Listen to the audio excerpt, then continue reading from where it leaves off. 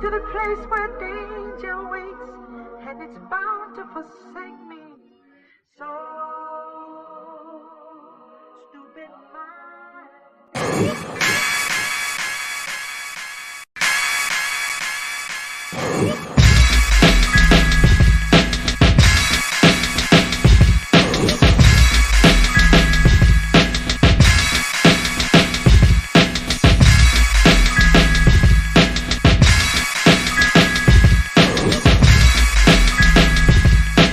So let it be written, so let it be done.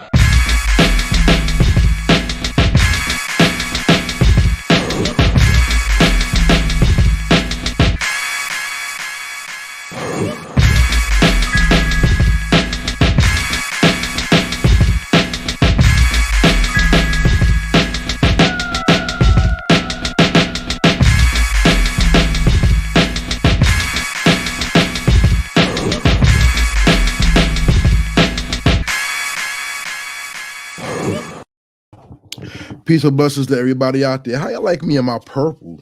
Shout out to that Heritage Hip Hop look. This is Karev Heritage Hip Hop coming to you live on your internet radio, internet stereo, internet platforms, and also streaming on YouTube right now. Everybody out there watching, thank you for watching. First and foremost, hit the like button when you come into the conversation, all right? Because we got to hit the algorithm. Hit the like button. Make sure you drop comments. Make sure you share the video. We want 100 comments tonight. That's our goal. 100 comments and 20 new subscribers, y'all. Because tonight we got somebody on here who excels in not only making music, but being the artist that the type of artist that the industry needs, not just wants. See, when people listen to hip hop today, they always think about what's the beat sound like or what's the vibe. Well, how about the conversation? And what about the artistry when it comes to not only producing, but make sure the production is meaningful? Ladies and gentlemen, I want to bring on somebody tonight that after you know who he is, I ask that not only you support Heritage Hip Hop, but you support his podcast as well. And we're going to talk about his journey and what he thinks the future of the industry, well, not the industry, the future of the culture is, not only going from the artist side, but the creativity side. Ladies and gentlemen, I want to introduce you to my brother, my new brother, Kash Flow. What up, bro? What's going on, man? I appreciate that intro, man. That was dope. Hey, you know, we professional. You know what I'm talking about. When you professional, you know how to do it. You know what I'm saying? Exactly, man. I'm happy to be here, brother. It's a privilege to be able to talk to you as well, because one thing about men of color, they always try to put us against each other, not knowing we are together. We are two, if not one of the strongest creations God ever made that made the world better, as so said in the scriptures, correct? Yes, sir. Yes, sir. So let's tell the world who you are. Who is Kash Flow? Where is he from? And what makes Kash Flow unique in the world that he's in? Absolutely. So yeah, man, I'm Kash Flow from Brooklyn, New York. Been all over the world, did military for 22 years and just kind of moved around a lot of different places. There's not a person that I don't know how to identify with. I grew up around people from all walks of life. You know what I mean? So I think that was a dope experience, and being in different countries and different places in the States gave me a great, I say, love for the music. You know what I mean? For all over the place. And you know what makes me unique, man, is just I'm in a place of peace. So I don't really have to do anything. I'm good right now. You know, if music stuff ended right now, I'm good right now where I'm at. So I don't really need anything. I'm not pressured to do anything, so I can make the music I love. You know what I mean? Music and hip hop are synonymous, but it seems like people put music far above in the culture than the rest of the culture. In your opinion, is the music the most important thing that makes hip hop special to you, or is it other aspects of the culture that made it shine to you? It's everything included, man. It's the fashion. It's just how we walk, how we talk, how we make things move, how we make things seem cool being us, and then the raps. You know what I mean? And then the rap. So it's all involved, man. Like from the time I was growing up, man, like hip hop's been my life, man, for real, for real. Yeah, life is a very beautiful thing, because when you're a young man, right? They equate young men to trees. Have you ever heard the tree theory? Nah, go ahead. So as a young man, you are a full-blown bush. You're a tree, right? And it says, as you mature, you start pruning your life tree. So you cut the things out of your life that are important and you groom your tree or your crown to hold the things in it that you love the most. For most men, it's been women, fashion, cars, something, tangent, money or something like that. But it's the soul branch that's the most ethical when it comes to who we are, because our souls was connected to our creativity and our passion. When you first started connecting with your soul branch, how did your creativity start talking to you? When did you find it? It had to be like around grade school, man. Just kind of walking around thinking of raps all the time, always writing them down, always having the me notebook, and just really writing all the time before I could go to a studio to record. And then I got one of those karaoke machines. My grandmother had a karaoke machine. We used to record music to that. Like, it was a crazy process, but nevertheless, like, that was all I thought about at school, writing raps. I'm supposed to be in math class, science class, thinking about that, but you just writing raps, getting ready to get back to the karaoke machine so you could, drop the hottest 16 out of you and your crew. And that's all that mattered back then. That's when I first knew I had the bug. So when did you find your voice? I would probably say not until my late 20s, until I lived a little bit, I would say. Because before I was just rapping about things that didn't matter. I was rapping about just your typical person that's impressionable, shooting guns, killing people, disrespecting women in the raps. And don't get me wrong, I enjoy listening to that type of music from time to time, but that wasn't me. It wasn't how I was living. So I couldn't spit it with conviction then. So I'll probably say my late 20s when I started to lean into making the music that's more relatable, more grown up. Nah, let's build on that. Ladies and gentlemen, he done started early. We about to go in. This is the Let's Build portion of the Heritage Hip Hop Podcast. When the artist or the person who comes on says something so profound, we have to stay on that topic for a minute just to flesh out the knowledge of the person that you're talking to and see how it relates to you. Let's build on what you said, because finding your own voice means becoming your own person, but it is someone who opens you up to make you appreciate the talent and the craft that it is that you're going into. Who was the artist that opened you up, that made you want to put the pen to paper and want to expand your vocabulary, not just write it down?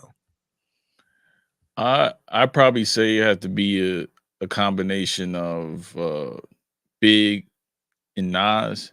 It would have to be a combination of the two. I'm from Brooklyn, from New York, so that's all you really heard, in that era. Jay as well, and all the other X and stuff like that. But those two really made me want to rap on another level, man, for sure.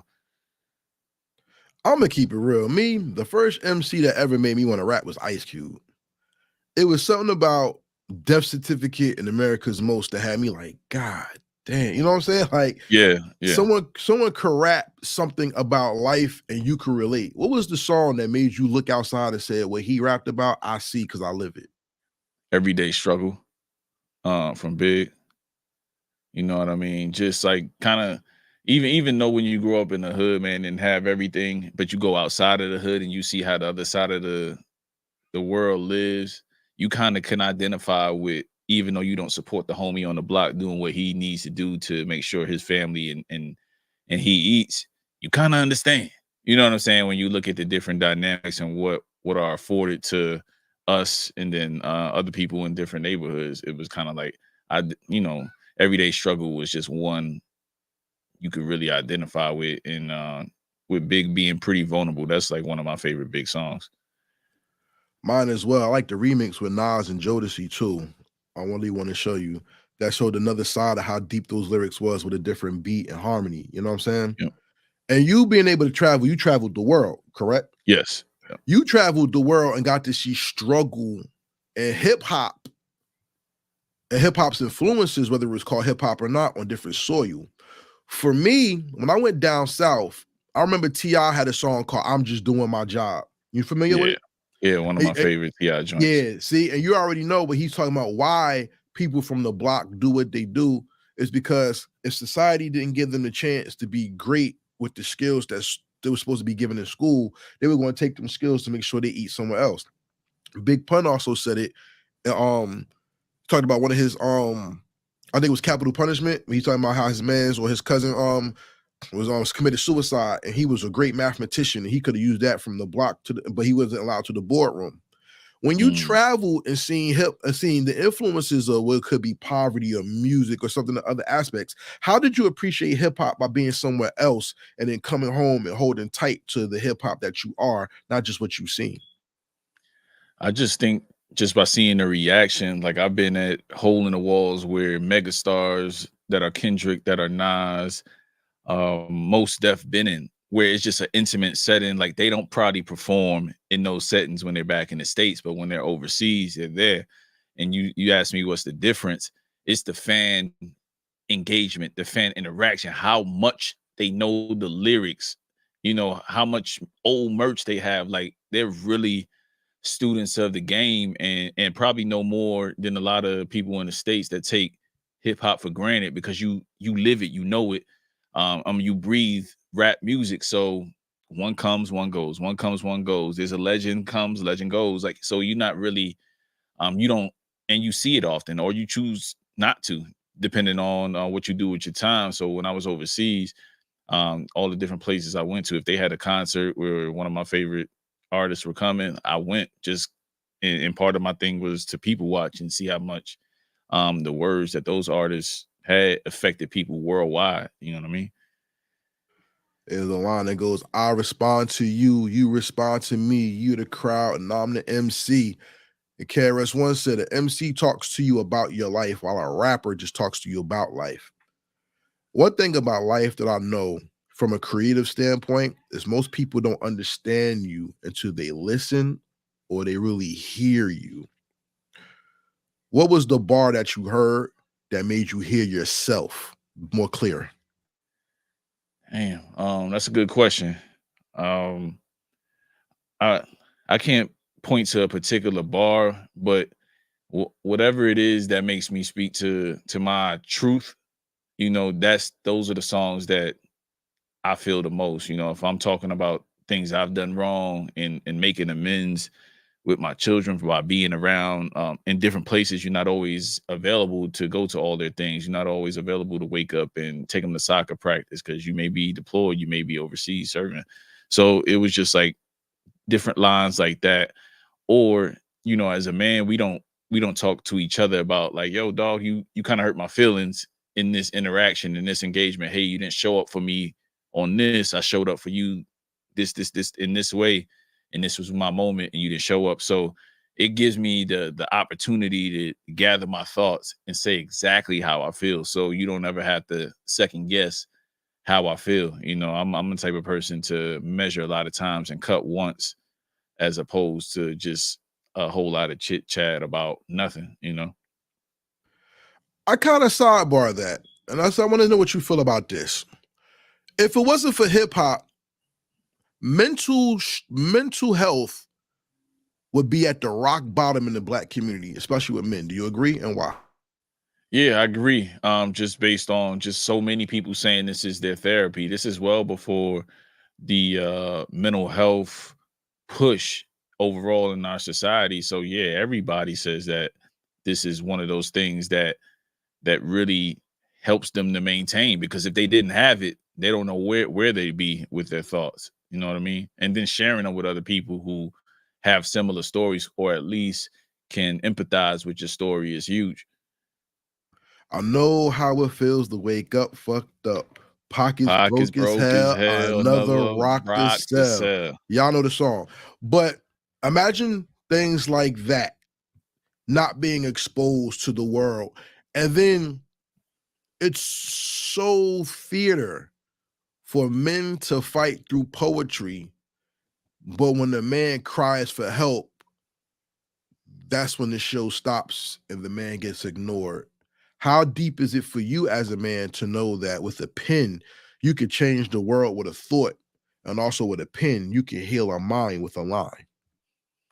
It's powerful, man. It's powerful, and you don't you don't really know how much those words yield until you look back over the course of just that rap timeline or that hip hop timeline, from where we've had bad things in our culture happen because of the powerful voices, but we also had great things happen because of the powerful voices and certain rappers in certain positions using their voice and their likeness to kind of to help certain things move along. But yeah, man, it's invaluable. Like, just thinking about some of the, if I ever had a chance to meet some of the legends that I feel are the true legends in my eyes, like, just certain things I would say about certain songs, to where I rode the train for a year feeling however I felt about my situation. But those collection of songs got me through it. Like, that's, that means a lot.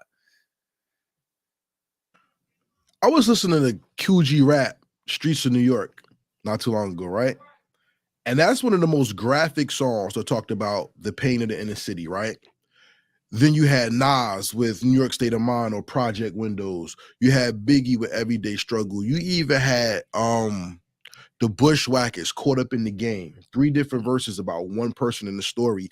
And the story seems to be highlighted as the most celebrated part of hip hop that people take for granted because we don't have it enough now.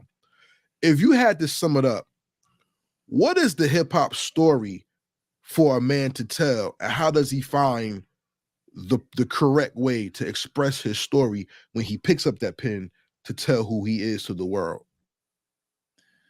I think there is no correct way. I think there's just you just have to be free to tell your story responsibly, I think. Because you just never know how far, like your last question, how far your words can go. So, what I would say is speak what's true to you. There's only one you, and that's the easiest thing you could do, because you could replicate that. You can keep doing you. You can't do things that are not you. Like I was saying earlier, when I first started rapping, and until I matured, I was saying things that I wasn't even doing. You know what I mean? So fast forward, say I have a long career in this thing. If I fast forward, do I really want to be saying those same things I was saying 10 years ago at my legacy concert? Because now I'm a legacy act. I'm still surviving, knowing that I never did any of those things, but hating performing those songs. I want these songs that I'm performing, that I'm making, to stand the test of time, regardless of whether those feelings are at that moment in time, but they're real feelings I had. So stick to your guns with the real feelings that you have, and you can't go wrong in telling your story. Like, somebody's gonna connect. That's interesting, because I'm gonna end off the Let's Build conversation with this. I talked to Billy Danze, right? And I told him he's one of the most quoted MCs in hip hop. And the reason you may not hear a lot of his lyrics and songs, but you actually do. And you don't hear a lot of his sayings and songs, but you actually do. But because moral truth and street knowledge encompasses what hip hop is really about. Coming from somewhere where people shitting on you to now go into the world at high echelon as a spokesman for something that you live and have breathed every single day. And you said legacy act, which is very interesting to me, because hip hop is always given to the youth, and it seems like the people of age are always kicked to the back. Yet we had Killer Mike, right? He won the awards, right? Then you have Nas dropping 6 albums in a couple years, and it's the legacy acts that keep hip hop afloat, not because they're new blood, but because as we mature with hip hop, we're still holding that pedestal up. So those who are under us or coming up under us, who music we may not listen to, have a bar to reach and then to take it to the next level. Has the bar of hip hop to you been lowered? Or are we now maturing into understanding our place in the culture so that the bar can be kept? What is your opinion? I think the bar has been lowered. It's an easier, there's no barrier to entry. You know what I mean? So now it's like kind of like the Wild Wild West. There's no really gatekeeping, for lack of a better words. You know what I mean? There's no filter. Like, anything could get out. You know what I mean? Often these artists, this song can outlive them or outrun them, so to speak. You know what I mean? Like, it could blow up. That may be 1 or 2 songs they've ever recorded, but can they replicate that? Can they keep doing that? They get signed, They get pushed in so many different directions, and then it's a dud. All the music that they put out as a result is bad. You know what I mean? So I think from that aspect and just the accessibility to it, you know, there's a lot more garbage to weed out. And I don't know if you notice, like, I still send music to all my homies. I still send, just, hey, this is dope, just so they don't even have to filter through it. You know what I mean? Because they won't. The average consumer just won't. They'll just listen to whatever is fed to them and find what they like and what's fed to them. You know what I mean? So it's a lot hard to decipher what's good and what's not nowadays. You know what I mean? You really have to use some discernment when listening to music, for sure. That's interesting, because the perfect way to destroy a person's palate is to overfeed them. And with the knock on what hip hop music and rap music is today is so convoluted that like you said, it's hard to pick out what's going on and what's what. But check this out. Everything is cyclical. It goes in circles.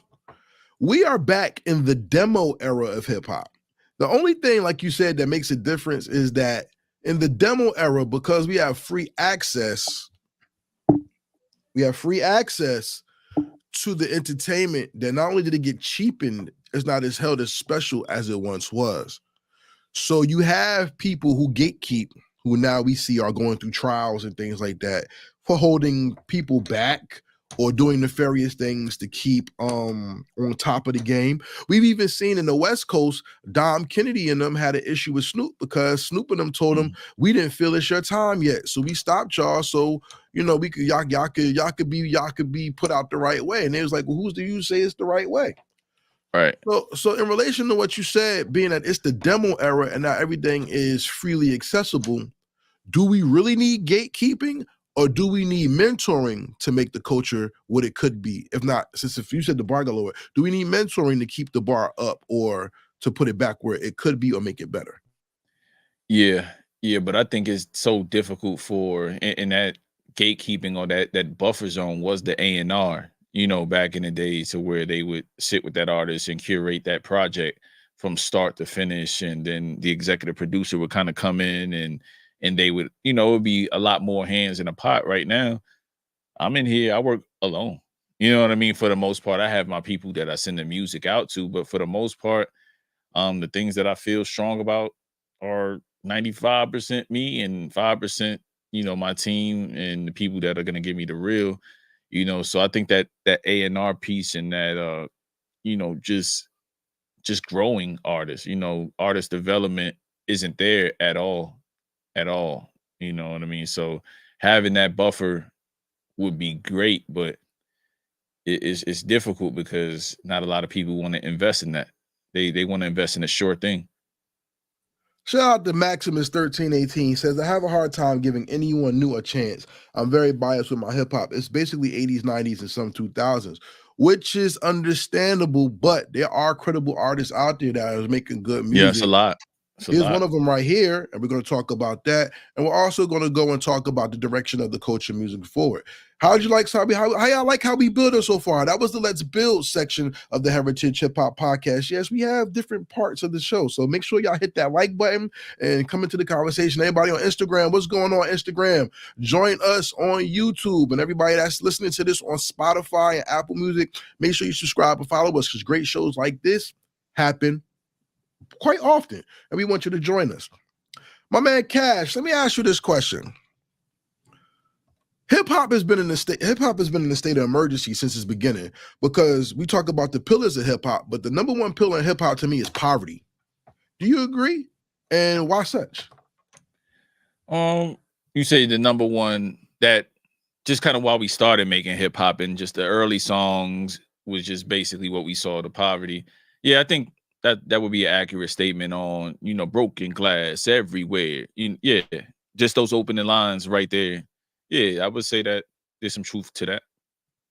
My man quoting bars, y'all. That's my guy right there. You know what I'm saying? Check this out. Maximus said, I hate to say, but sort of snobbish to the fault, especially from the hip hop I got to grow up on, which is okay. But see, that's why I support him for.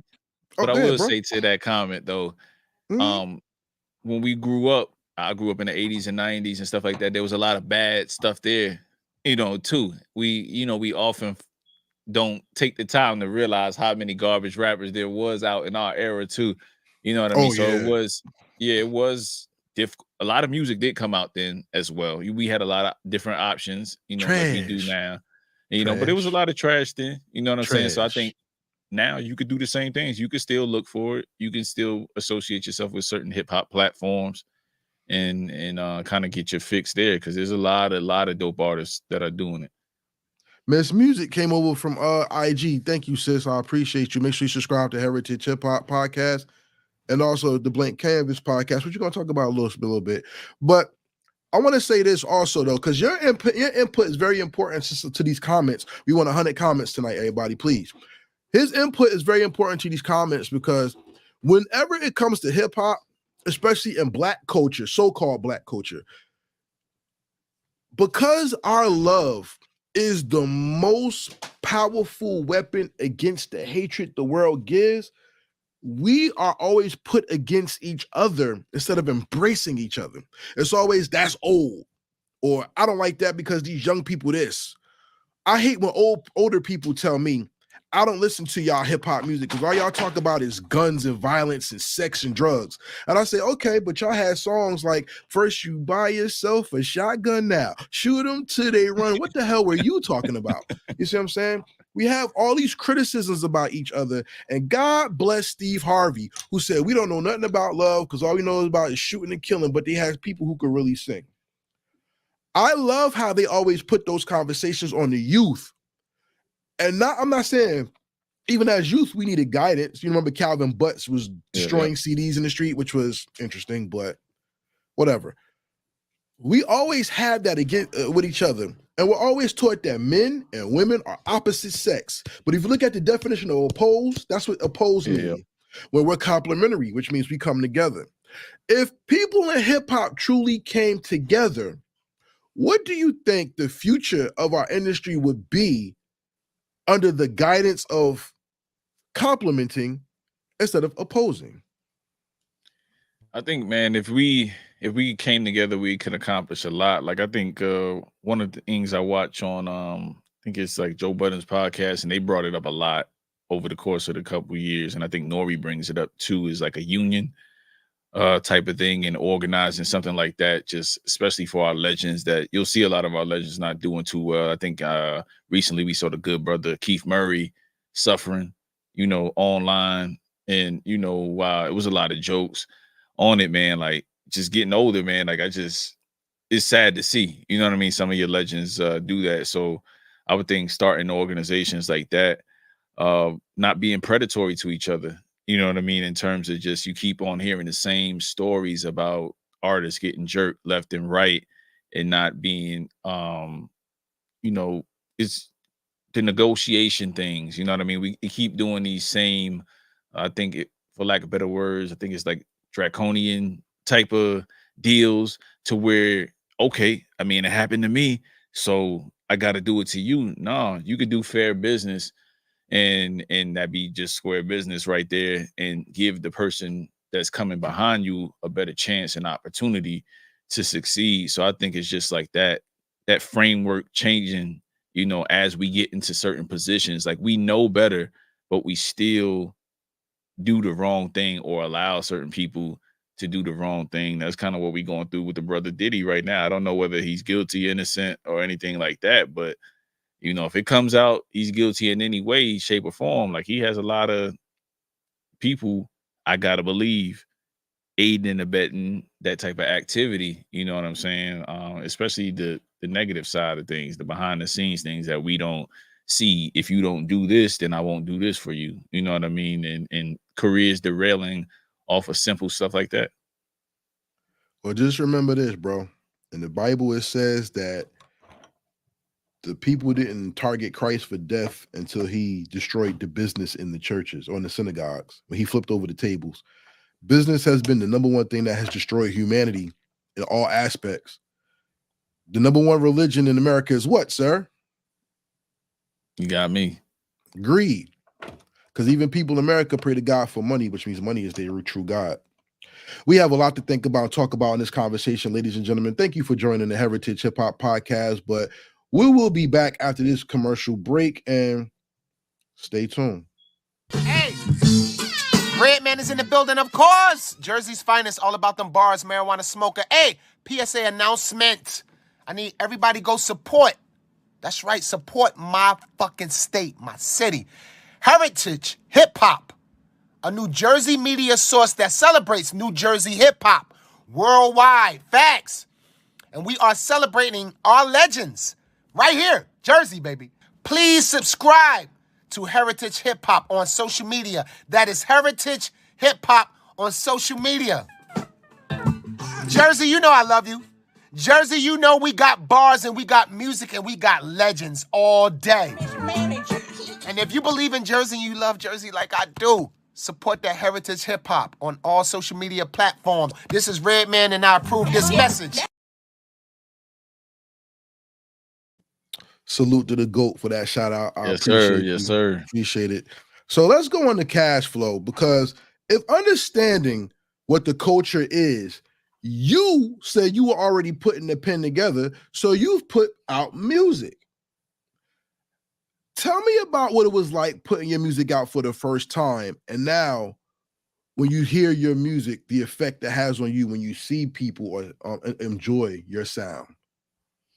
Yeah, I think the first time I put it out for the first time was early 2000s, like really kind of, and it was funny because I think Big Sean said it in a recent freestyle where he had one of his CDs where he pressed up at Sears with the cover art and stuff like that.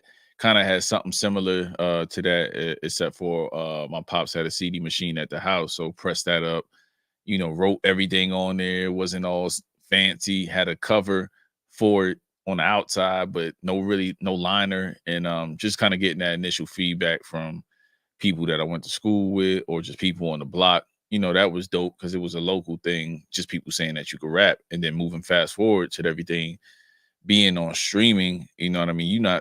You don't know how far your music is gonna go. A lot of people put out music and it never really touches anybody, or nobody even gets to the point to where somebody like yourself even wants to talk to them about what they think about music, their music in general. You know what I'm saying? So it's been it's really been a dope experience to be able to use this internet for good. You know what I mean? To be able to kind of speak my truth and just build with people like yourself. Reason why we're here, 17th Cypher, and just kind of putting things together like that. So it's been dope kind of connecting with people overall over the course of these years, especially introducing the internet era. That's fine. But let me ask you this, yo. Shout out to the 17 Cypher because you won a beat battle to get the interview. But in you sending me your work, you don't only do beats, you rhyme. So I want to ask you a very musical question. I'm smiling because these are the type of questions that get me excited. Miss Beats Music. I hope you over here. She Beats. I think her name is Shay Beats. I wanted you to tag in on this too. Music is a language. It could be called a love language. When does music talk to you more? When you create it or you rhyme it? Ah, man. I would probably say when I create it. Because I already know what I'm gonna do. I start mumbling to whatever cadence I want to do. I already know when I make beats for myself. Like it's, I don't know, it's like some random thing that kind of just comes down to where, all right, set that to the side. That'll never see the light of day on any platform except for when people listen to it with me rapping on it. And then other times I'm creating stuff that I know I don't have nothing for, but it just sounds good just to listen to. You know what I mean? So I know somebody else that's talented would kill it. So I think, being able to spread my wings, whether it's just me doing it or giving it to somebody else to do something that I never even saw coming, that's a beautiful thing. Because really, sometimes my mind has a certain thing for a certain beat, and then somebody else is far left, and then somehow, some way, we connect and build something that's incredible. You know what I mean? So it always probably be creating something from scratch or from sampling rather. You know what's funny though? Whenever I ask a producer that question, they all give the same answer different ways. And it's always a feeling or an inspiration or something that just happens and they just catch it, right? But for the person who doesn't make beats, the way you hear is illogical to us. Because the way you hear doesn't come from the ear, it comes from the soul. What is love from the soul? How does love get translated from the soul to the ear, in your opinion? I would think just trusting your gut in your sound. Like I think here's the thing. I've always told people that we don't know what we like as hip hop fans until we hear it. Until we hear it. You know what I mean? Like I'm not set in my ways, and I think it's because I've moved around so much. I've learned to appreciate so much different types of hip hop. I'm not really stovepiped into one frame of thinking. You know what I mean? So with that said, like, you know, there's a lot of beats that I have in my little abstract folder to where it's stuff that I want to try one day, or I have an artist in mind, and it's always, you know, it's always with trusting your gut, where, you know, some of my favorite beats are the ones that are hip hop but super duper experimental. But the only way you change sound and do something different, it's good to trust a simple kick, snare, and a good soul sample and not overthinking it. But when you make something incredible that's hip hop, and it's like, yo, I would have never thought you flipped that sample like that. It's an incredible feeling, man. It's an incredible feeling. Hip hop is the only genre of music that's alive, because R&B, you can't be R&B unless you sing. The only comparable music that comes to the soul the way hip hop does, is jazz. Because jazz is not a music. Jazz means sex, if you never knew. To jazz song means that how you move your hips. It's how you move. It's sex, right? But if you listen to a jazz album, the beat and the instruments are two languages that speak in harmony. Just like in hip hop, the MC and the beat, when they go together, it's a marriage of harmony, because then you get that vibe. As an artist that creates from the spirit, you connect the vibe to your soul. When was the first time you heard your music with yourself and someone else on it and you knew you found your niche? I would probably say, so I took a break for a lot of years, because I had to, you know, as a man, you had to put priorities in order. So I didn't do music for a lot of years. So kind of coming back to music, and I believe it was 2020, late 2020, up until now. So I probably had that moment, working on my first project back, you know what I mean? And you know, a song I collaborated, I think it's track number 2 or 3 on Late Arrival. And that's, you know, the title track of it. And then just kind of some of the stuff I was saying, you know, kind of matched with the good brother Numbs. I'm not sure if you familiar with my brother Numbs music, but yeah, we got together, man. It was just like same type of vibe, grown man vibes, and just the stuff we were saying about our families and where we were at in life, you know, just incredible feeling, like just making the music that you love is gonna be impactful to people whenever they catch it and they hear it, you know what I mean? So that collaboration was really dope. Just specifically, I got out what I had been doing in those 10 years in one verse, and it was nothing to be it was everything to be proud of. And I would take that 10-year break to handle my personal life and get my personal life back on track to where it needed to be. And I do it 10 times over, you know what I mean? But that verse and that collaboration with an artist that understood what we were doing on that track was incredible. You know what's incredible to me? Ladies and gentlemen, when y'all come to Heritage Hip Hop, just know you're not messing with a regular dude. I'm not that guy. I'm someone who really loves this thing, and I love this culture. I really love meeting people who make beats, who rhyme, and who does stuff for our people when it comes to our culture. And before I go to what I want to say, Maximus has a question for you. He says, what's more satisfying to you, having the artist like your music or having your fans like your music? I would probably say fans. Having another artist isn't as important. Peer validation is dope, and that's kind of why I'm here with winning the that beat battle. But also supporters that's gonna be around time and time again. Like you said, some people don't rap, they just have a love for music and they could break it down to different type of levels of what it means to them. I think the supporters is much more valuable than kind of your peer group, because a lot of the people you make the music for aren't necessarily artists. That's a fact.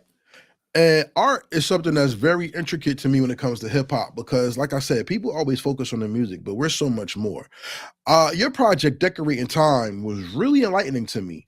And I want to talk to you about that because the album cover alone is amazing, because it seems like everyday life, but it has little Easter eggs in it when it comes to the art style and to what's represented on in the table. Decorating Time right now is available on all streaming media, and salute to everybody who streams, but we ask that you buy the music if you like it. But let's talk about Decorating Time and that art piece that was a cover of the project. Talk to me about that, how that came about. Oh, it was easy. I'm majority of the covers for singles and or albums I'll make. So I'm into technology, not for my day-to-day life as far as work, but behind the scenes, that's my thing. So I was just kind of playing with, AI and all the different advances that are coming out, and I keep up on that stuff, and I just kind of kept putting in different prompts until I could get it to where I wanted it to be. Then went in Canva and did a few more little things in there, and kind of that was the album cover. Actually, that's the album cover for Decorating Time. I did the same thing for my most current project, Process Over Perfection, that EP. So for all the people that hate AI and say the art is terrible, shout out to Zard. He'll hate on AI art all day, you know what I mean? But he thought it was dope before he knew it was AI. You know what I'm saying? So not all AI is bad, I guess. You know what I'm saying? But yeah, it's always AI. I'm always finding ways to kind of do things myself and just push forward in the area. But yeah, man, it was me for both those covers. Shout out to everybody watching on Instagram, Facebook, and YouTube right now. If y'all see my camera go off, I got a cold, y'all. I ain't trying to do nothing crazy on camera. It's all good. So I'm gonna actually tell you my favorite song on that project. Let me go to the project real fast, make sure my notes is correct. That Slow Grind. That's a classic. Yeah, that's my joint. My man, funny story. My man that kind of got me back into rapping, my former co-host on my previous podcast, Don't Sleep on the Couch podcast, Prez, he was the one that was like, yo, you need to rap again. You know what I mean? To kind of do this. I could tell by the interviews you do and how hype you get about it, like you get in the bug. So fast forward, I think one of my songs is like the first song that comes on in his car, just due to the name of the song. So he was like, man, if your streams are running up, it's probably me. You know what I mean? So we laugh about that. But then he was like, I let it get to the second song. And then he said that Slow Grind comes on. And he was like, yo, that might be one of your better songs, bro. Like he said that might be one of your better songs. Just he's I didn't know. I left the I know you phase and was just felt like I was just listening to somebody who really can rap well. The hell with that. It wasn't about how you rap well. It's about how you presented your story. That's what like in the literary word that's called like a complete novel. You know what I'm saying? It was the beginning, the end, and the relatability of the middle that made you compelled to the song. The beat was beautiful. You know what I'm saying? But shout out to America. Oh, he made the beat? Yeah. Okay. The beat was beautiful. And the thing about hip hop is, I always tell people this. Whenever you find something that you really like or something is your favorite, it's because you see a part of yourself within it. That's what makes it stand out so much. And that's one of those songs that I will put on my soundtrack of life, because most people don't understand that the slow grind of life is not the end result, it's the journey before you get there. And a lot of people don't appreciate the journey, they just want to win. Nobody knows you got to get knocked out to win, to know how to win a fight. Nobody knows you got to lose a shot at the buzzer to know how to close a game out. You know what I'm saying? Nobody knows sometimes you have to lose an argument to sharpen your blades so you can become more intelligent. And that song just showed me that not only can you put words together, but you could put mind melding thoughts together to make a person perceive as well as listen to a track. A song, not a track, I'm sorry, a song. That's a great song, yo. I want to salute you for that, because we get music so easy nowadays that we don't even we don't participate in the enjoyment of it. We're just like crackheads. We just taking music On in, to the throwing next it out. week. Yeah. On to the next Friday. On to the next Friday. Yep.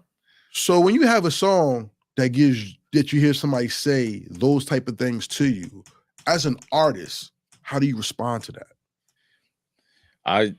I really feel like, man, I never was one of those people that got everything on first chance. Like I was always like, next time, maybe next time, guy.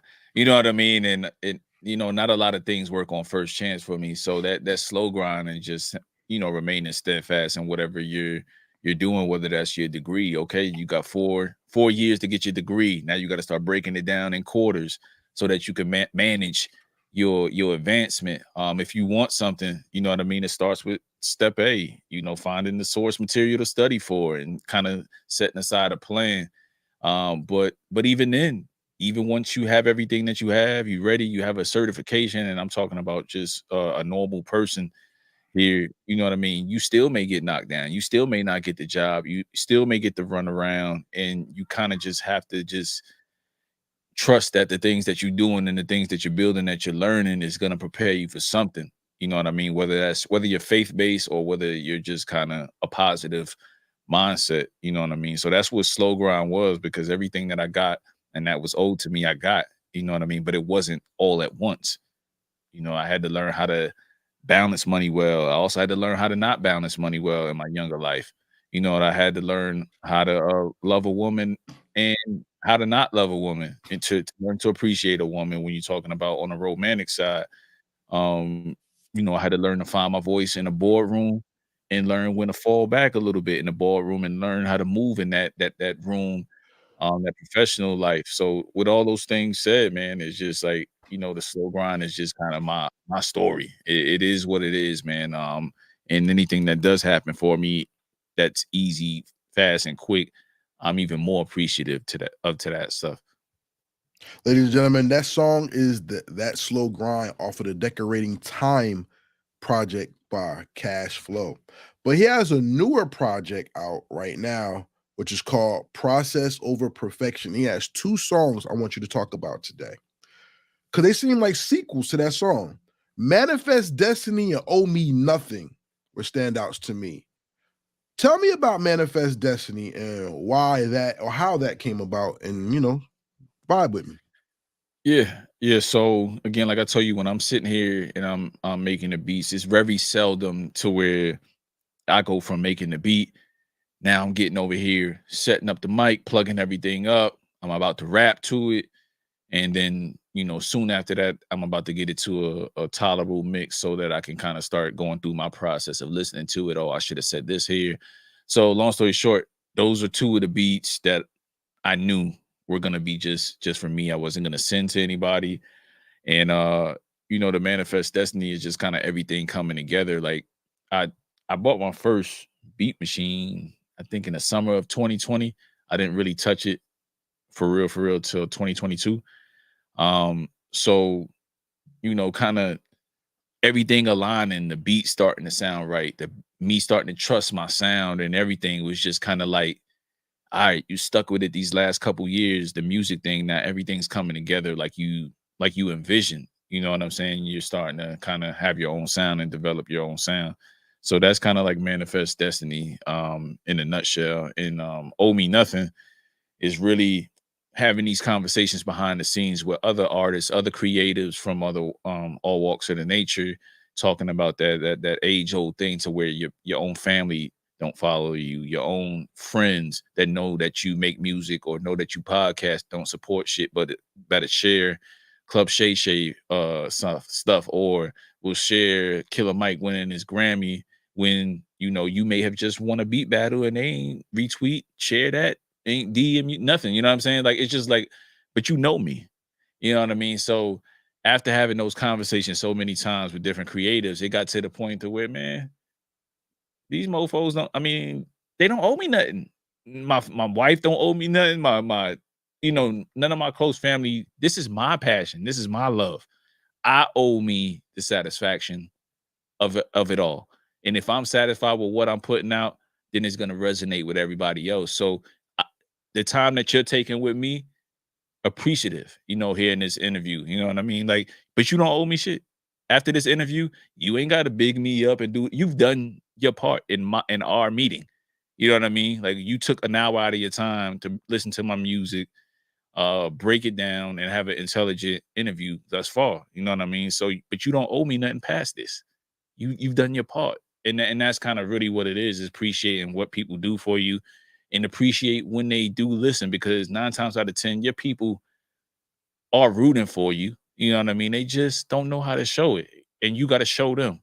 You got to show them. Sometimes they may not think you serious until it becomes serious for you. And how you react at that point, it doesn't have to be petty. It could just take it with grace, man, and keep going. Cause at the end of the day, I think your closest people really rock with you, man. It's just they don't know how to support. That's a fact, bro. Because at the end of the day, consistency is the language of success. Not I'm going to, all you got to do is consistency speaks volumes to your success. And it's funny that you brought up podcasting because, ladies and gentlemen, we both podcast. And that's the future of all media. Whether there's money in it or not, just according to Joe Budden. It's not. It's not. But right. We do this for the love of the culture, and it's a passion. And maybe one day, maybe me and this gentleman will be on a network one day handling business or running a network or something. Our mouths to God's ears. Maybe we don't have to be 80 years old to get a legacy thing. Maybe somebody will really see the value on what we do. Maybe we'll be in a documentary one day. You never know. Maybe. Because you never know. What we do is like, it's big, man. From a management, executive producer, like you see a lot of these, and I hate to say it, you see a lot of these white boys and Asian guys as the number 2 on some of these podcasts of guys that we love and followed for years. And they're, they may be dope at what they do, but there's a lot of us on this side that know how to executive produce, know how to run a podcast, and have been doing it for years. You're always on time, you're prompt. Your guests leave feeling, like, damn, this was a good interview. So it's a lot of us that can do this executive thing from behind the scenes. You don't necessarily have to be the face in front of it with kind of what you learn over the course of the years. I know your podcast been going on for several years now as well. And the amount of stuff that you've probably retained is probably invaluable that you don't even think about. Probably. But what's dope about talking to another podcaster? Sometimes we preach to the choir about support and everything, right? But check this out. When it comes to podcasting, not only do you become an MC of another type, because it's not music, you become a media piece. What's more fulfilling to you, doing music or podcasting? I would probably say it's music. And I've been wrestling with that a lot.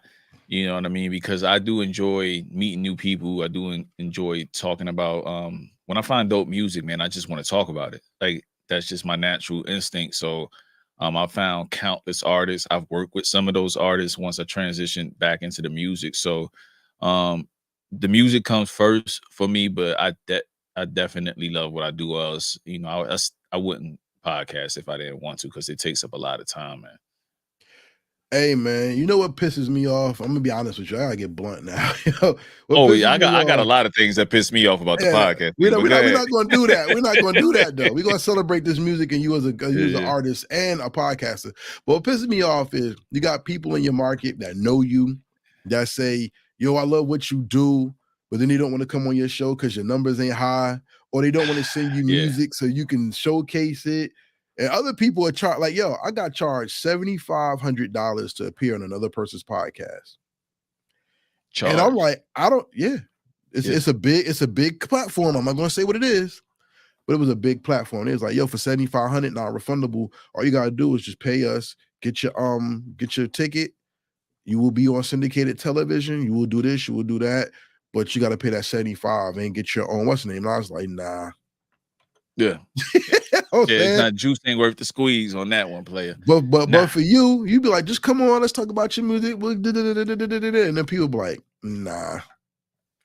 Yeah, it happens all the time, man. Like I get curved all the time, and I don't again owe me nothing. Back to the song, I don't take nothing too personal. The only thing I take personal is when like we The have slander. we have a set time and you don't make that set time, and you're unprofessional as the artist and or guest. I could stand anything else, but like unprofessionalism is a thing where I draw the line. But other than that, yeah, man, it just it's tough. It's tough, man. But here's the thing that I want to hear from your perspective as a podcaster. I believe most podcasters want to be artists because the most popular podcasters are former artists. You walk the line of both.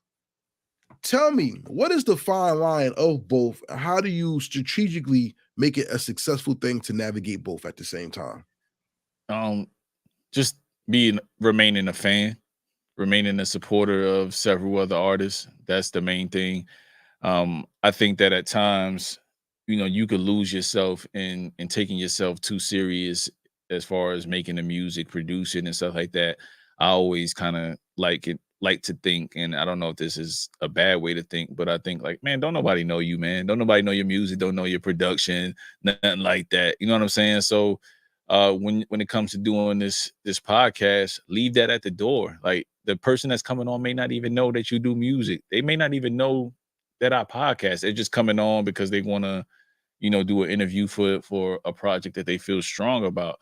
So, when it kind of comes to the podcast, I like to humble myself and just be a fan first and stay out the nonsense too. You know what I'm saying? Because, me and my boy used to laugh about it, but I say I'm from the era where, you can't just say anything like a lot of these podcasts do, the slanderous shit and stuff like that. Like, so I don't want to be the slanderous guy. So, my podcast ain't gonna do numbers because I'm not doing the crazy stuff just for views and likes and all that stuff. I just here to give you a great interview.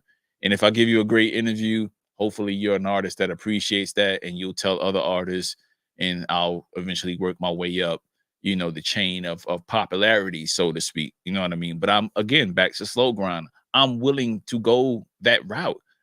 I can sleep good at night. I'm good, in my personal life, my financial life. I don't need to make certain moves to do certain things. You know what I'm saying? So I'm very comfortable. So I don't have to kiss ass to get an interview or do anything weird to out of myself. I don't want to do that. So, I think it's kind of weird that people look at numbers as opposed to the quality of the content. Like it don't take people that long to tap into 10, 15 minutes of an interview and see how you do an interview. If you're a real what are the publicists and stuff like that, if you're vetting people and stuff like that, sometimes you got to reach back and give people a chance to shine and blow up. You know what I mean? Especially on this independent label, because I'm probably going to do 10 times better job than somebody that didn't even get to your album yet.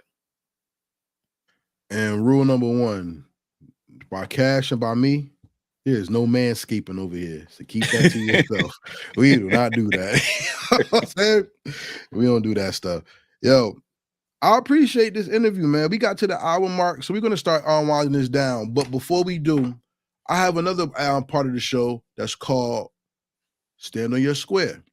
And this part of the episode is about like 30 seconds Tell everybody why they should mess with you, why they should find your music, or why you the man. Ready? Go. Yeah, I'm me. I'm always me. I don't have to be anybody else. You're gonna get grown man music. You're gonna get interesting perspectives. It's not emo, but it also, isn't whack. I provide a balance of a lot of different things. I'm into the ratchet shit, but I'm also into conscious music, and I try to marry it both. Come meet me on all different platforms, man. Come meet me on my podcast, The Blank Canvas Show. You get to know a little bit more about me. You know what I mean? I'm a lot into dry humor. You know what I mean? So that's kind of who I am. But as far as the music goes, again, you're gonna get a lot of grown man bars, and you're gonna get a lot of fun in the music, and you're gonna get a lot of different sounds over the course of listening to me. So I got five projects out right now, 2 albums, 3 EPs. So there's plenty of music to go check out. Go find me, Kash Flow. Start with Late Arrival and work your way down. He talked too fast. I was finding something, y'all. Pardon me. But hey, man, look, it's a pleasure talking to you. But that's not the end of our show, ladies and gentlemen. I'm just looking for something right now because for everybody out there who follows Heritage Hip Hop is a platform that's about celebrating the artists. I invest in the artists, not their music. So I want you to get to know the people that I interview and really know who it is that you're dealing with. So if you connect with the artist, you can connect with their music a little better. I believe in giving everybody a fair chance as long as you have something worth talking about. But Mr. Kash, that's Truth Behind Bars. Truth Behind Bars is my platform also on Heritage Hip Hop, where not only we celebrate the people who rhyme, we celebrate the people that do beats. I'll do cash prizes too, ladies and gentlemen. And let me get that off of there. I'll do cash prizes too. And I like to introduce artists to upcoming producers or producers out there so they can get some work. You know what I'm saying? The beat that you heard in the beginning of the show, ladies and gentlemen, was done by a winner named Stress 973. Great artist from New Jersey who rhymes and produces. He's a cheat code just like him. So I like to bring those people together. I've had international world beat champion Stanley Ipkiss on. I have this man on. Hopefully we get some music on, if you agree, and we could build. Sounds good? Sure. Yeah, sounds great. All right, well, look, we're going to close this out because it was a great interview. You got a little bit more time? A little bit of time? Yeah, I got time. So let's play the game called the Rapid Fire Questions. Ladies and gentlemen, the Rapid Fire Questions are not yes/no questions. These are questions designed to show the depth and the intelligence of the artist that I have on the show. And Kash is a very intellectual dude because if you watch the Blank Canvas podcast, right, you will see him talk about not only album reviews, but topics, but he talks about it in a way where it's not, yo, did you see what happened? He actually gives you perspective on both sides of the coin. So you want to see, can we get his perspective on certain things about himself and music? Are you ready? I'm ready, man. I'm ready. And here we go. What is the perfect hip hop beat? Which means if you made the beat, you would have been the man. Oh man, what we do? Beanie Siegel, Hove, and Freeway. Like, yeah, man, that beat is infectious, man, and it just, yeah, man, you can't endless possibilities to whatever you want to rap about over that, man. That beat is crazy, and then man, what else beat I was thinking about, man? It's crazy. I would probably say Jesus Walks is another one. Jesus Walks is another beat that's just super fire to me, and yeah, those are the first ones that come off the top. So then, as a rapper, are those the same 2 beats that if you had your first single, that'd be your first song? Nah, man, I would want like something like In the Club, man. I would want something like that. That's infectious, that everybody loves, you know what I mean, and that grandmamas know all the way down into the young kids, you know what I mean? Like when music resonates like that, like that's a wonderful feeling, man. So I think In the Club is one of those beats to where everybody likes it. As soon as it came on, it was fire. You know what I mean? But it's a dope hip hop beat. and this is just a dope, infectious beat for everybody to enjoy. That's fire. So then, what song or album from another artist perfectly describes you? Interesting. What describes me? That's a good one. That's a good one. Dang, I never thought about that. I would probably say the closest thing to me would be I think I would probably say Blueprint.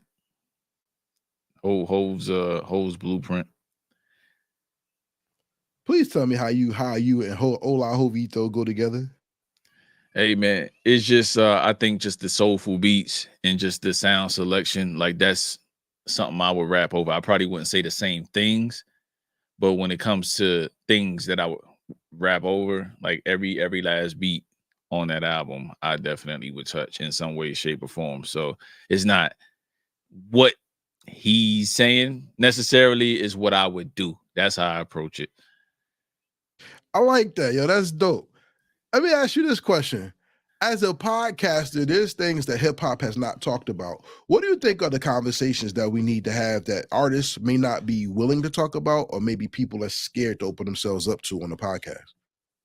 I'll probably just say like marketing, like very precise marketing questions. How are you running ads? How are you using your marketing dollars in a way to where it's advantageous to you as a podcaster and or artist? You know what I mean? Because I think a lot of people feel like with the bots and scamming and all that stuff, they don't trust certain marketing schemes that have proven well. So if people can kind of peel that curtain back, you know, for people that know how to run successful ads on social media to kind of get more fans, because at the end of the day, man, we got time for me to tell a quick funny story. Good. There was a difference how people treated my podcast when it had a certain number of followers to when it didn't. And that's because I had more people a part of my podcast that did some funny business with the followers and then had to go in one by one and erase that, because I was like, that's not how we gonna do business. We're gonna, you know, earn real listenership. You know what I'm saying? But the amount of people that would rock with the podcast when they saw it was like at, I don't know, like maybe 5,000-10,000, as opposed to the people when it's under 1,000. Totally different thing. You know what I'm saying? So those metrics mean a lot. You know what I mean? So, but where was I going with this? Like, that's just one of the things that I would like artists to kind of help out to see, because people can get dejected, man. Like, you start a podcast and be excited about it because you enjoy what you're talking about, and it may be visually pleasing, everything's dope about it, the location, the vibe, but you got 10 views. You know what I'm saying? No, I get you. Yeah, I get it. Look. You got 10 views. You know what I mean? Shout out to Miss Sliding Doors. Yo, she has been holding me down. Yo, love you, sis. I appreciate it. She was holding the comments and everything. She's been holding me down. And just to let you know, I had to stream away, but see what this is the merch that I have. Fire. Your merch is on the way, sis. And you know, I kind of do good myself. You know what I'm saying? Yeah, I mean, so we're gonna get you out there. But back to what you said is very, very true. And we seem to fight against the music. It's really that. It's like the music makes everything go. And I'm not saying music is bad. I'm not saying that, y'all. And what I'm saying is with hip hop, we have been programmed to not appreciate the clothing line anymore. We don't appreciate the graffiti anymore. In the 2000s, no, late 90s, early 2000s, people didn't appreciate dance. I remember people don't dance no more. All they do is this. Like we've totally gotten away from the celebratory part of our culture, and we've gotten into only the spoken word. And now that there's people who's not really saying much, there was a war put against the people who danced and the people who sung to see who would get the views and stuff. Right. How do we heal from that? And how does the podcast fit into the culture today, and how will it live on in your lens of the future? It's just not taking everything so damn serious, man. Like, and not gatekeeping. Like, when we started loving music and just hip hop as a whole, like, that's part of it. The breakdancing part is part of it. Like, I would love artists to bring back some type of dancers to their shows or some type of showmanship to their shows. Cause I can't tell you how many shows I've gone to where it's like, this dude is just gonna walk from side to side to the stage, not really show no passion. Just have a bunch of people up there rapping over their tracks, not really, rapping to the open beat. It's just like so many bad things can happen. You know what I mean? So I say, we definitely got to just take ownership of the showmanship, man. It has to be a lot better moving forward in how we prepare. I was just watching an interview on what's one of the dudes from Amigos, Offset, where he was talking about, I'm even including a little bit of dance in my routine, with this being my first solo tour. And I could resonate with that. You know what I'm saying? Because like you want everything to be on point, because in this land of streaming where it really doesn't pay those middle tier artists and below for real. Like what's gonna keep somebody coming back to your show? Word of mouth. How well you perform, how well it's put on. And only in hip hop do we gotta look cooler than cool when we on that stage. You know what I'm saying? Like you can put on a damn good show. You just got to put the time into it, man. So I love the performance aspect, and I'm looking forward to doing more of it. You know what I mean? And really being on point. Shout out to my brother Chris Ward Jr. That's my man, yo. Hey, check this out, yo. I'm gonna ask you something that's very synonymous with failure and success. Let me know what you think about this. Because you talked about dancing, right? Yep. What's more fulfilling to you? To see the party or to be in the party? And nowadays, man, to see the party. Like I don't need to be in the mix, man. No more, man. You know what I'm saying? But okay. But yeah, that's kind of me. That's kind of me. I like to this. be in the mix every now and then, but I pick and choose, a good balance of that. But think about this. Being in the party means you're in the forefront. And hip hop has been the party for so long that now hip hop's dying because they're starting to turn the lights on in the industry. Let me explain it a little better. R&B is dead as a genre, mainstream wise. I'm not saying there's no R&B singers and there's no good people, because shout out to her, she's amazing, right? Shout out to Darcy Sings, she's amazing. If y'all don't know any good R&B people, go to our other show on Heritage Hip Hop, A&N or R&B. You can look them up on YouTube. You can check that out there. And me and Nas the Romantic, who's the host of that show, go into that. But the companies and the industry said that R&B is too expensive, so they don't want to deal with it no more. They don't want to deal with hair, makeup, wardrobe, singers, background dancers, instruments. They don't want none of that. So they don't put it in the forefront, right? With hip hop has been so diluted that now we've seen and we heard of industry people say they don't want hip hop. They want Afro beats and international music, which means they're shitting on the people who are creative in this country, the country that everybody wants to break into to make good music. When you're not in the party, you're watching everybody get what's rightfully yours.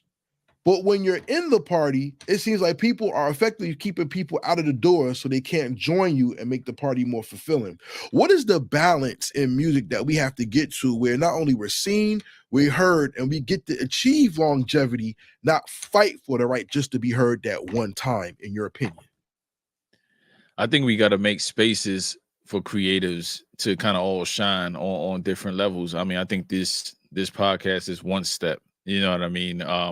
Just highlighting different creatives that may not necessarily get that mainstream push, you know what I mean? And not being divisive as a people, you know what I mean? In terms of, well, that person's shining, why I'm not getting that shine, you know what I mean? Because we could build up a lot of different artists on our own and put them on a pedestal. There's a lot of artists that strictly survive off just their independent grind.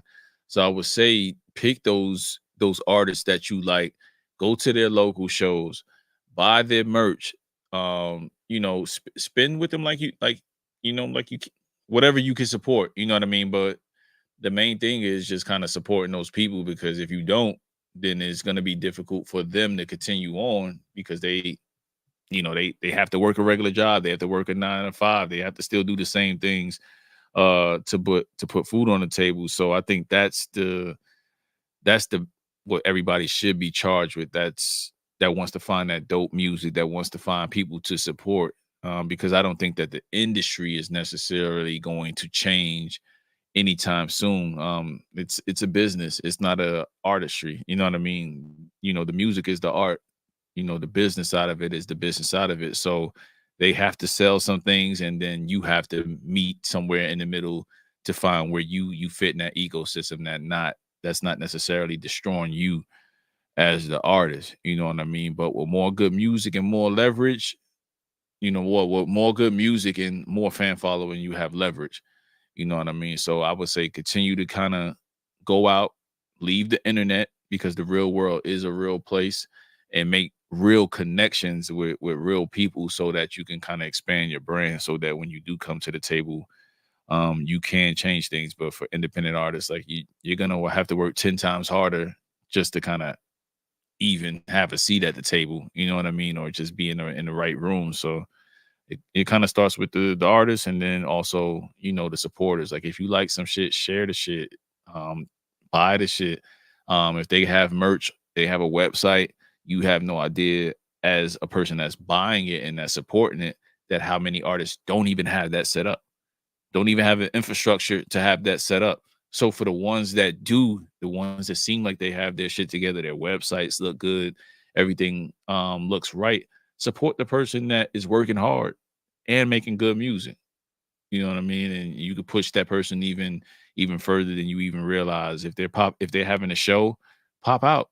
Tell them, yo, I'm from Michigan, but I was in town for the weekend. I think your music is dope. Just like those small gestures go a long way in kind of making the artist that you enjoy work harder and make better music. I have 4 questions, and then we're gonna end the show. My question, it goes to the podcast side of you, not the artist side. Because hip hop is so much bigger than music, who is your Mount Rushmore hip hop that's not music related to the culture? That's not hip hop related? No, because hip hop is bigger than the music. Who's on your Mount Rushmore hip hop that's not musically inclined in the culture? That's not necessarily accepted as the top guys. You mean just my personal favorite? People who don't rap and produce beats, that's pivotal to the culture. Like, podcasting is pivotal, and all podcasters like myself, I don't put out music, I don't rap, but I know I'm pivotal to the culture. Who in hip hop has been pivotal to the culture to you that's not musically inclined? That's interesting. Yeah, I could just I probably would start with just some of my peers in it that's doing it. We'll start with yourself. That's doing it at that level. I won't mention myself. I think we have a platform that's come up in the last year or two, Hip Hop Gems. He's another one. I don't know if you follow him on the gram or Twitter. That's doing things. Yeah, he's doing it in person, in studio, interviewing artists and doing some behind the scenes. So his stuff is dope. Damn, I'm forgetting Marquise's platform. But he's had me on as well. And there's so many platforms. I hate that I'm forgetting Let's Get Active podcast. I was just on there a couple weeks ago with Samantha Lee. She's dope. And she has a lot of different artists on, a huge following. And also who else? Check the Rhyme is another one. That curates playlists, also kind of gives you the update on the underground, who's coming out, singles, albums. So like if you ever, kind of struggling with keeping up with that stuff for yourself, follow Check the Rhyme on Instagram and Twitter. So yeah, I wanted to highlight the common man in this instance, that's doing stuff to push the culture forward. That's dope. And the 17th Cypher. Oh yeah, of course. Shout out to the 17th Cypher, because that's how this came together. That's how this came together. Yeah. I like asking that question, because whenever somebody say, "Well, who's your top 5?" They're like Biggie, Jay-Z, Nas, there's stuff like that, right? But hip hop is so much bigger than music that there's people in the culture that we don't count for being part of the culture. Let me just give you an example. The Honorable Minister Louis Farrakhan is important to hip hop. he's a pillar in hip hop. April Walker Clothing, that's supporting the hip hop. Steve Stout, Dame Dash. Yes. Where's the book? I got the book, the Tanning of America. Y'all go read that by Steve Stout. I'm midway through it. It's really dope on what marketing can do and using your likeness to really get these deals done. But go ahead, continue on. Like what's the woman who's destroyed hip hop in the woman image? I don't know. I forgot the woman who's behind Love and Hip Hop. Unfortunately, Mona Scott. Mona Scott before Love and Hip Hop, very pivotal in a lot of things that came out for women. Unfortunately, TV and alcohol has taken over, and now we have that. But we have people that's been very, very important in the culture, and if not that, Jalen Rose, Shaquille O'Neal, Allen Iverson, Ralph McDaniels, Doggy Diamonds. It's so many people who Elliot Wilson, let's go. When we talking about editorial pieces, B-Dot, as much crap Kevin Powell, his terrible takes, but like he's also I know he loves the music and shit like that, but he does what he does. Definitely there's a lot of people that are doing. Rob Markman, like I follow his stuff. He raps and he I don't know if he's podcasting quite yet, but he's doing IG stuff and YouTube stuff. But like it's a few respected voices. I'll go to Joe Budden and Nori every now and then. But yeah, it's a lot of respected voices, and you could take what you want to take from certain guys like Nori and Joe Budden. I know people those are polarizing names and personalities. But I take what I take from people, man, and I move forward. You know what I mean? So some people's humor or their candor doesn't really bother me as much as it bothers other people. So I could take certain people and certain personalities a lot easier than others. That's right. Question number 3, as we count down this aspect of hip hop, where have you found hip hop where not only it surprised you, but it made you appreciate it that much more? Damn. I was in a record store in Belgium. I was going to a Hole in the Wall concert for Nas, and I was just in there. I wasn't gonna buy no records. My homie, I wasn't producing at the time. My homie, he's a producer, and we were just in a record store, and we met a dude. He was in the army, and American that owned the record store, but got married, stayed out in Belgium and Brussels, particularly, and he had a record store out there, man. And we just chopped it up. From the time we met him, he didn't know the show was on that night. Met us at the show, bought a ticket, we kicked it, bought us a lot of drinks and shit like that night, and we just had a good time bonding over hip hop. You know what I mean? We would have never met him had we not known about that record store, and then got to know his story. So, way over in Brussels, man, meet another American that's equally, into this hip hop scene, you know what I mean, and just really kind of provided a location for us to come to every time we went down to Brussels to kick it. So that was a dope experience, and then we had a great time at the Nas concert afterwards. Shout out to life and experiences. The Bible says that it's good for a man to travel because he comes back to his people with a world of knowledge, not just what's known in their circle. And that's one of the questions I wanted to ask you, because I didn't want that to go underappreciated in this interview.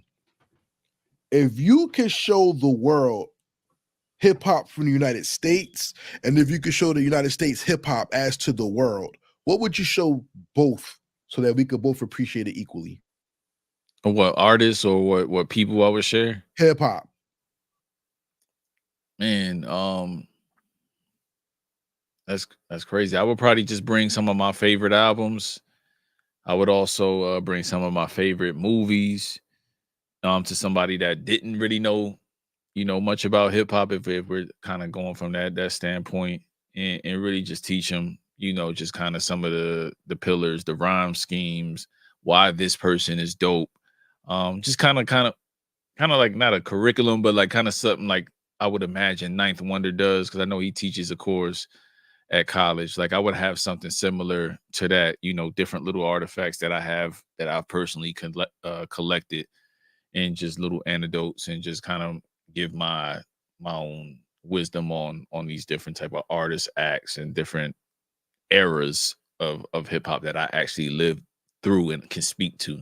Because I don't like speaking the stuff that was before me. Like early, I probably say 92 and earlier, that wasn't my era. You know what I'm saying? I'm 9 at that time in 92. So I'm not like, that's not my time. But I could tell you when, Ready to Die and Illmatic, I'm coming of age at that time. I don't really quite get it, but now I know how to listen to hip hop. You know what I'm saying? So that's kind of my era. My entry to hip hop is, Illmatic and Ready to Die type albums and Wu-Tang, and then it kind of moves on from there. So those are the type of artists I would build a foundation on and then kind of go from there.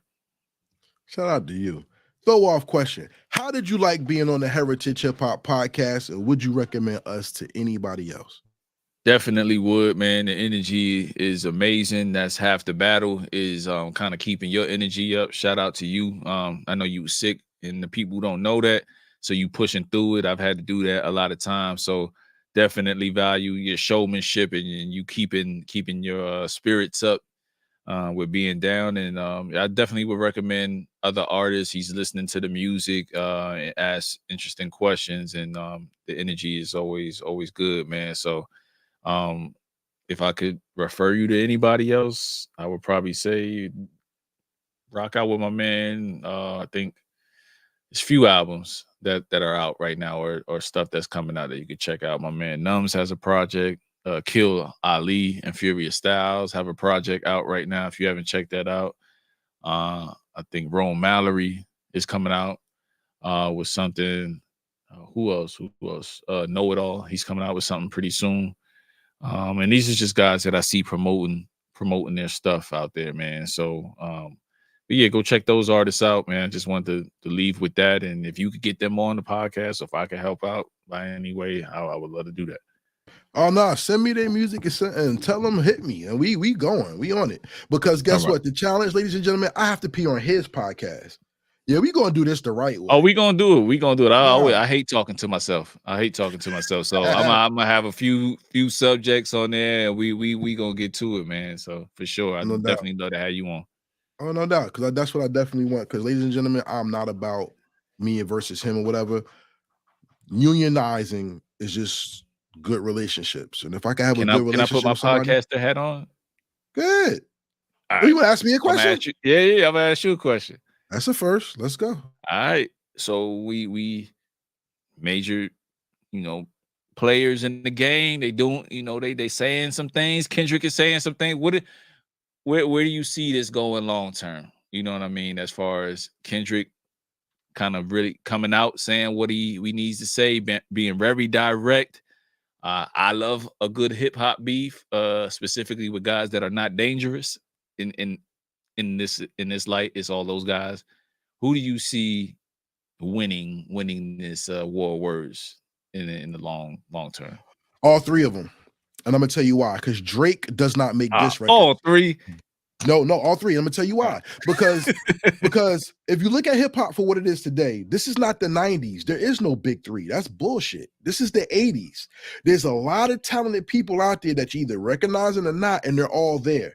In the 80s, you had LL Cool J, Run, KRS-One, Rakim, Big Daddy Kane, Cool G Rap, You see where I'm going? Kool Moe Dee. All right. So now look, today you got Drake, Kendrick, J. Cole, Future, Big Sean, if you like, Big Crit. You have so many artists. So it's not about who's the big three, because there is no big three unless you're only talking industry. If you look at those three individuals, Drake can make a song that make you dance. That's why he's not going to lose, because if he makes a pivotal song that's going to keep you dancing, ladies and gentlemen, forgive me if this is too crass for you. Go ahead, what are you going to say? No, I was going to say, and that's what I said recently on my recent episode, my podcast, is the fact that it was genius that K-Dot chose a record that's making you dance. Exactly. And that's why like I said, ladies and gentlemen, I hate to be crass if y'all don't like this, but the reason that made LL Cool J dope is because LL Cool J knew how to make a song and he had visuals. I don't know about y'all, but the most memorable thing about the Jiggling Baby was the titty with the L on it. I remember that. And Yeah. I just remember, and whatever. Yeah. And then if you think about back to back and Drake, he had you dancing, right? J. Cole doesn't have to make you dance. He could bar you down. But Kendrick is like the median between them both. He can make a social conscious song that'll get you to move. And it slap. Yep. He can make something that is bar heavy. So in the end, if all three of them did something together after all this, y'all got suckered into one of the best battles in hip hop history. That's all I'm going to say. Yeah. So I'm looking forward to it. I'm looking forward to it, man. So, but yeah, I just wanted your thoughts on that before we got out of here.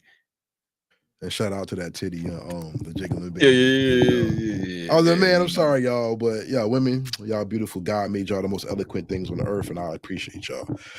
But here's my last question to the Heritage Hip Hop Podcast. Thank you for joining us, everybody. Cash, you can check him out on Kash Flow on all streaming media.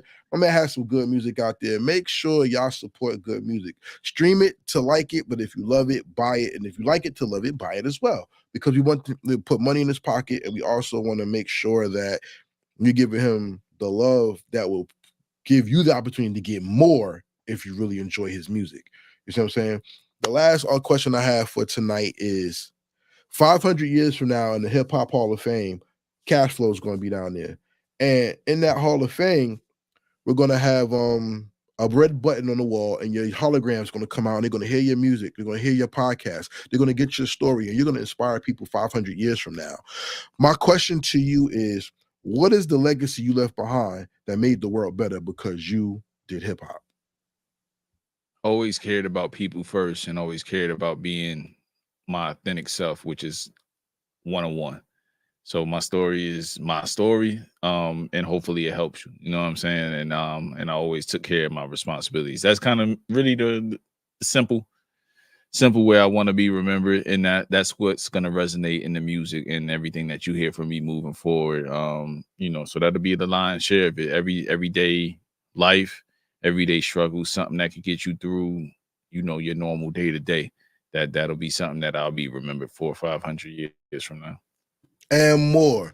So thank you for joining us on the show. Stay on. I'll be right back with you. Ladies and gentlemen, this is the Heritage Hip Hop Podcast episode with Kash Flow. We thank you for watching. This is Karev, Heritage Hip Hop, saying this show is not possible without you. If you like the show tonight, please subscribe, hit the like button, hit the notification bell to be alerted whenever we go live. Tuesdays and Thursdays, we usually go live. We might have a special show that comes up called The Mic Council, or we might do Truth Behind Bars or Truth Behind Beats, just the same way. Also, I would like to say it's been a pleasure being able to have good conversation with a fellow podcaster and a lover of hip hop culture. If you will know somebody who would like to be on Heritage Hip Hop, or someone who should be on Heritage Hip Hop, please visit us at heritagehiphop.com. You can also hit my IG, follow me at Heritage Hip Hop. You see it right there. DM me and let's get something going. I talk to everybody in this hip hop culture, whether they're teachers, public servants, rhymers, producers, etc. Excuse me. Once again, if you'd like to donate, Cash App, $ Heritage Hip Hop. All money given goes to building the platform. None of my pocket being greedy. All right. Thank y'all for rocking with me this far. We're over 200 shows in, and I have even more. Check out that YouTube. There's thousands of videos up there. And next month, April, we're going to be outside. Very heavy, and you're going to see a lot of great footage and a lot of great things, and I just can't wait to share my life with you. So for everybody out there that's watching, thank you. May the Most High bless you. Peace. And we out. Real hip hop. Real